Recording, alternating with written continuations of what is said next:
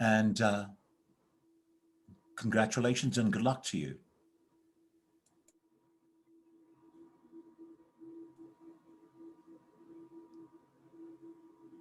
You are muted, Judge Steele. She's trying to unmute. She's trying. There, okay, I'm sorry. Hey. Hello, my name is Candida Steele, and I'm retired as a judge on the U.S. Civilian Board of Contract Appeals. I handle federal government contract disputes around the country. But thanks to Marcy, I've been with this program for 20 years with the state of Maryland, and I'm thrilled to see you all here today. I'm Mike Miles from Birmingham, Alabama. I'm Kathleen Dickinson's grandfather from a previous marriage or something like that. She's taught me to pronounce Nevada in the proper way. We guys from Alabama mispronounce everything, but she's fixed that. I've gotten to see you at your district competition, your state competition. I didn't get to see you over the weekend, but I get to see you today. Y'all have gotten better every time I've seen you. We either really like each other or you can't get rid of us, one or the other. But it's going to be delightful to watch you today. Thanks for doing this. Please introduce yourselves and your teacher. Good morning, judges. My name is Max Rock. Outside of We the People, I am the treasurer for our school's National Honor Society, and I also compete in tennis, basketball, and baseball. This fall, I will be attending the Barrett Honors College at Arizona State University to study aerospace engineering. Hello, judges. My name is Hannah Welko. I hope to attend college to study veterinary medicine in the future. And outside of We the People, I was captain of the girls' varsity golf team for 3 years. Hi, I'm Chase Corman. Outside of We the People, I'm the captain of the Incline robotics team. In the fall, I plan to attend the New College of Humanities in London for political science. And we're here today with our teacher, Mr. Milton Himes Jr. Lovely. The question is number 2 and reads as follows. Members of Congress are not only legislators, but they, quote, are also inquisitorial and should meet frequently to inspect the conduct of the public officers, close quote. How effectively do you believe Congress has used its investigatory power? Explain the differences, if any, between Congress's power to investigate and the power of oversight. Which power, in your opinion, is more significant? How effectively do you believe Congress has used its oversight powers? Thank you. You may proceed. Former Congressman Bob Barr stated, "It is high time for some congressional oversight backbone." The framers assumed that Congress would continue to demonstrate and execute the power of investigation as the House of Commons did in England before them. Supreme Court Justice James Wilson called the members of the Commons Grand Inquisitors of the Realm and hoped Congress would follow in their footsteps and continue this belief. Constitutional Convention delegate Robert Morris of Pennsylvania asked Congress to conduct their first investigation in 1790 to clear him of accusations of mishandling the country's finances. The powers of an oversight investigation have only grown and expanded since then, and now it functions as one of Congress's most important roles. Powers of oversight and investigation appear to be similar on the surface. However, they are entirely different. In oversight, Congress forms committees and commissions to overlook internal and external affairs. Often, they will question witnesses about the workings of a particular law or request receipts of budget expenditure. One way Congress utilizes this power is to solidify its management of budgets and the power of the purse. In contrast, the power of investigation commonly stems from issues found through oversight. When a problem is discovered, it is reported to the Government Accountability Office. The GAO then puts together a bipartisan or nonpartisan commission to investigate the issue found. This includes probing agencies and officers, as well as issuing subpoenas to question witnesses. Then, once a report is created, it is delivered to the agency in question, who gets to voice a rebuttal, which the GAO may counter-argue. This is when the full report is returned to the original committee in Congress which requested it, who may use the report to pass legislation as needed. This process can be seen in the investigations of the Teapot Dome scandal, the Iran-Contra affair, and the 9/11 terrorist attacks.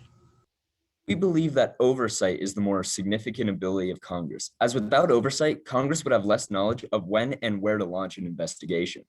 As stated by Justice John Harlan, the scope of Congress's power of inquiry is as penetrating, as far-reaching as the power to enact and appropriate funds under the Constitution. There are 3 types of oversight abilities: programmatic, which makes sure agencies are being efficient and functioning according to their statutory mission. Political, used to verify or deny statements made by the government and the public. And institutional, which checks the power of the president and ensures effective enforcement of laws passed by Congress. Although the power of congressional oversight is never directly stated in the Constitution, it is heavily implied that in Article 1, Section 8 is under Congress's broad authority to make all laws which shall be necessary and proper for carrying into execution all other powers vested by this Constitution in the government of the United States, department, or officer. And Congress has used its oversight power effectively. According to the GAO, there are over 50,000 examples of oversight recorded. We believe the ability for Congress to issue subpoenas has greatly improved their ability to effectively utilize investigatory and oversight powers. Oversight has helped Congress ensure that their budget is being used effectively and in the ways that they authorize. This helps the well-being of the people and the United States as a whole. Oversight is the most effective way of making sure money and policy are being responsibly enforced and utilized, as there are no gaps in communication. Congressional oversight and investigation are two important powers of Congress that help to maintain the power balance in the federal government. It is the steps that Congress takes in order to assure that the branches are efficient and the public remains aware. It provides the legislative branch with an opportunity to inspect, examine, review, and check the executive branch and its agencies. Thank you. Thank you. Given what you have said with respect to the importance of the oversight power leading to the investigatory power, would you support, do you believe a bipartisan group or a non-partisan group or commission would be the more significant one to have? I believe that a nonpartisan group would be more effective. What we see in bipartisan committees in Congress is that many times the chairman holds complete power of the majority party, while the sitting member can input voice but really has no power whatsoever. This allows for one party to dominate certain sectors of the government, such as the Senate Budget Committee, their chairman, Senator Bernie Sanders, and sitting member, Senator Lindsey Graham. Bernie Sanders often passes many legislative bills into Congress over Lindsey Graham's head and without his knowledge of the bill even being proposed to their committee. On the other hand, one can make the argument that bipartisan committees are also equally important. One of the longest standing investigations about the 9/11 terrorist attacks was led by a bipartisan committee of 5 Democrats and 5 Republicans commissioned by President Bush. And to elaborate on both of my colleagues, I believe that a bipartisan commission offers the ability and offers the chance for cooperation and compromise, which is something that we are lacking in today's government. We can see an example of this in the Watergate scandal with the Senate Select Committee of Overview of Finance Campaign Activities. This committee was formed of 5 Democrats and 4 Republicans and worked together in order to form a verdict that denounced President Nixon in a scandal of the Watergate investigation, and was a very productive and exemplary example of a bipartisan group working together. Thank you. Judge Steele? Do you think, I'd like you to discuss perhaps a little bit the Benghazi hearings. Do you think that the Benghazi hearings were more investigatory or oversight? I believe that they were investigatory, as they were investigating what had happened during the Benghazi bombings. And does that make a difference to how it was pursued? Do you think there should have been a deadline on the hearings?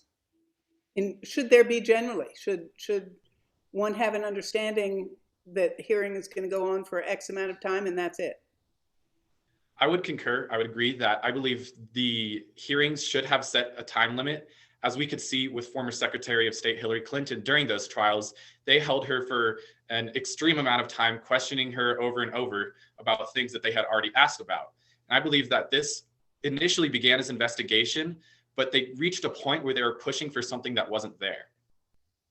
On the other hand, one could argue that having no time limit could allow the investigatory powers to extend to a better degree, as the 9/11 investigations extended to almost 2 years.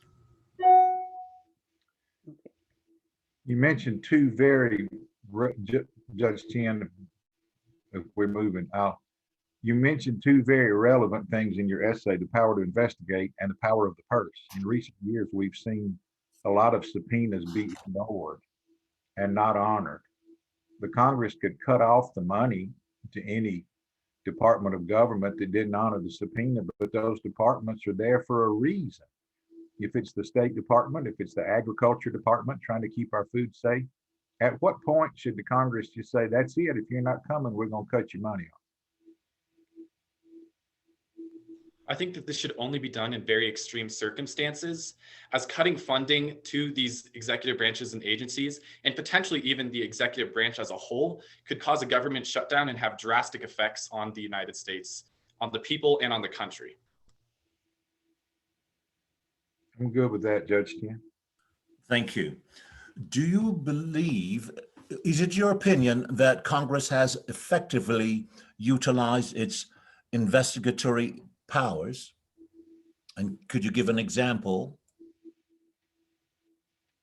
I would definitely say that Congress has utilized its investigatory powers effectively. As discovered in the CIA investigations about the CIA tampering with mail and postal services, the production of this led to the idea of the FISA, which is an important law passed as a result of an investigation.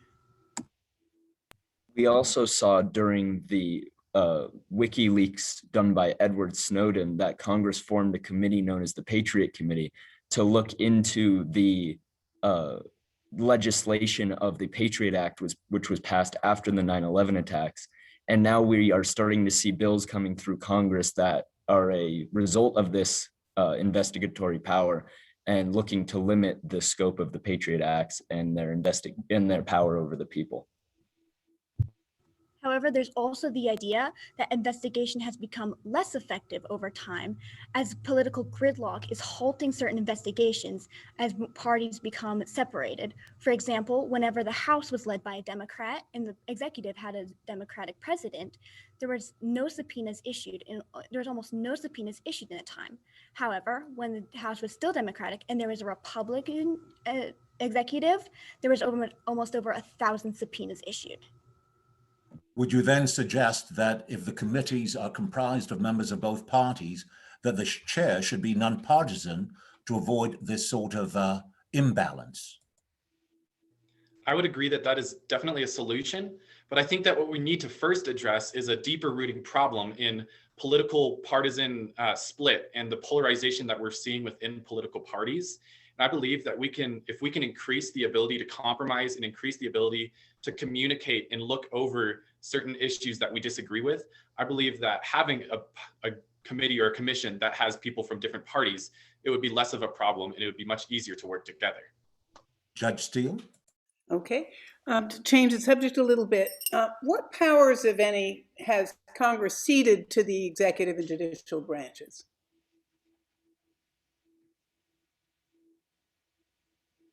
One of the powers that they have given to the judicial and, well, more specifically the presidential branch, is the power to pardon. In the Supreme Court case US v. Klein, it was determined that the legislation has no ability to restrict the presidential pardon in any which manner.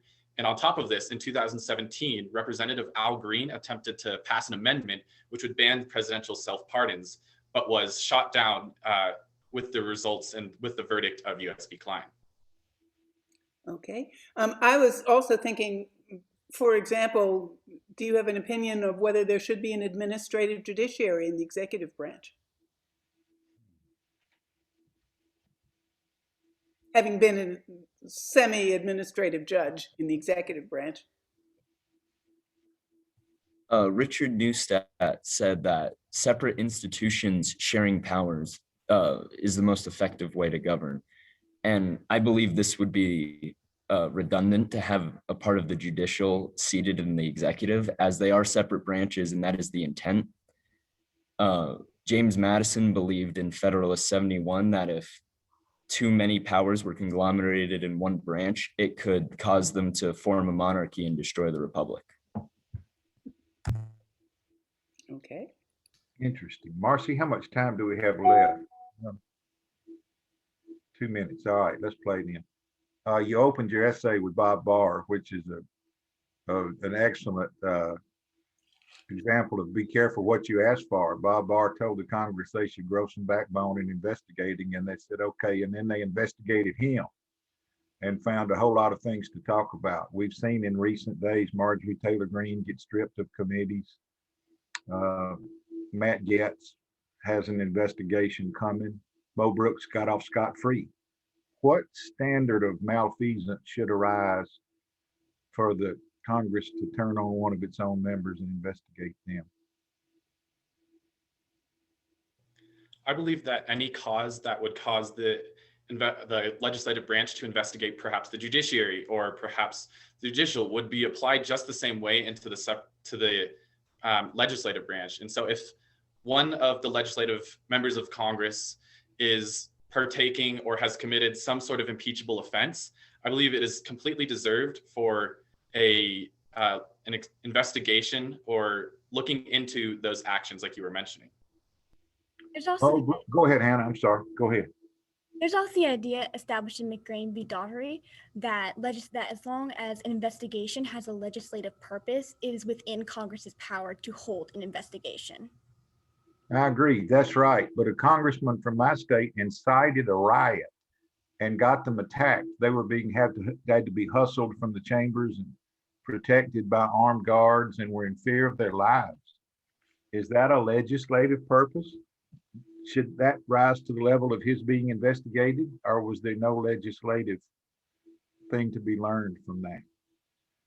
I believe similarly how to former President Donald Trump had articles of impeachment brought upon him to about the incitement of a riot. They should be applied just the same for the people who partaked in inciting this riot, such as Senator or Representative Matt Gaetz and Marjorie Taylor Greene. Thank you. Your time has expired. Thank you very much, team. And now the judges will provide you some feedback. Perhaps Milton and Kathleen want to pop back in to hear this.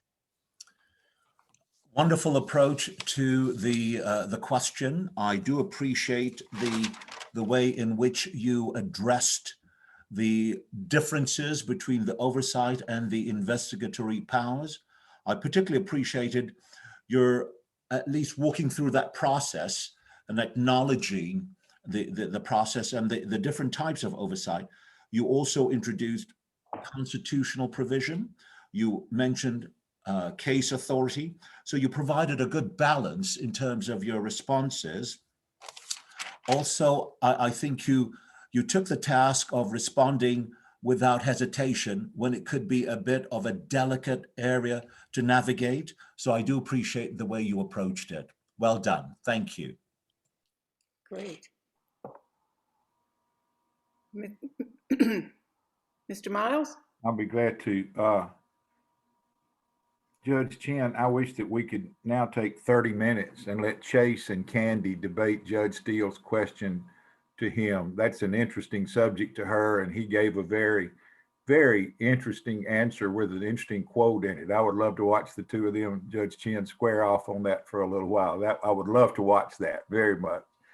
I had two observations. That's one of them. The other one is you gave great examples that were examples of this happening, but you waited to do it until you did it in response to our question. You gave the examples in a relevant way in response to what you asked, and you having to trust us a lot to wait and do that and not just run through them all in a helter-skelter way in your essay, but to have them in your mind so that if we asked the right question, you were ready for us. You allowed the 10 minutes of our work with you today to be relevant. And I appreciate that. And now, Judge Chin, I do have one more question. Hannah, if you were the captain of the golf team for 3 years, I've got a terrible slice. Can you and I talk after this is over? See if you can cure that for me. And it might affect the score of your team. Frankly, it's already going to be very, very good score, but you could really help me if you don't mind. I'd walk carefully, Ms. Welch. Carefully on that one. Exactly so. I think you're right. Judge Steele? Great. Yes, I thought that was a lovely presentation. Thank you so much. And we may have golf on one side, but a rocket scientist on the other, I think. That's right. And I'm especially pleased to hear of somebody going to London to study political science. As Marcy knows, my cousin is why I got involved in the program, and he went on to Oxford in political science and now has a PhD. So hopefully, Chase, you're on your way. And I really did appreciate the Richard Neustadt quote, but the way your sentence went on, I'm not sure I understood you. Did he say that it was the most effective way to govern, to combine the two spots? Was it what he said? He was saying it's essential for a functional government. To combine the two, to be able to have separate institutions sharing their powers. So checks and balances, Right. Madisonian. Good, but sharing their powers. Good. Yes, exactly. Okay, I thought you did a really lovely job, and I especially appreciated talking about bar and budgets. The purse was important to raise, but mostly I just want you all to. I'm sure you all have been deeply inspired by this experience. If you've gotten to today, you've been bit. You love the subject and you're on your way. And all I can say is I hope that you decide to do more than just be excellent citizens, because we know you'll do that. You'll vote every chance you get. But I hope you'll think about representing us in some fashion or another, local, state, or federal government. We need